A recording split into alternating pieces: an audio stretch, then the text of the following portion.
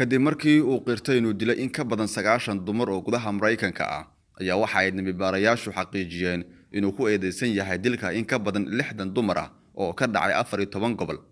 waa 79 sano jir waxa uuna sidaa ku noqon karaa ayaa la leeyahay qofkii ugu dhiig daadinta badnaa gudaha dalka Mareykanka. Bobby Blandy oo ah lawyerka Texas ayaa sheegay in Samuel Little uu wado caawinta uu la sameynayo dambibaarayaasha dhammaan daafaha kala duwan ee dalka, kuwaas oo su'aalo ka weydiinaya gudaha xabsiga dambiyadii uu geystay 70meedii qarnigii hore.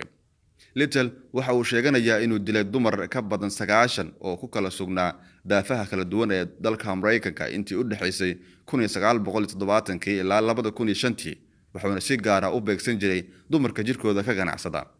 Little waxa uu ku eedeysan yahay inuu 3 dumar ah ku dilay gobolka Los Angeles, waxaana qirtay inuu haweeney kale ku dilay Texas.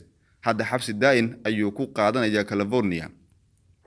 Mike Beber oo ah kaaliyaha xeeralyaha guud ee Hamilton, Ohio ayaa yiri dhankiisa dumarka ciijo ayuu ku dili jiray marka uu la seexdo waa qof aan la fahmi karin aad ayuuna nooga yaabiyay waxa uu ka duwan yahay qof kasta oo kale oo aan horay ula macaamilnay.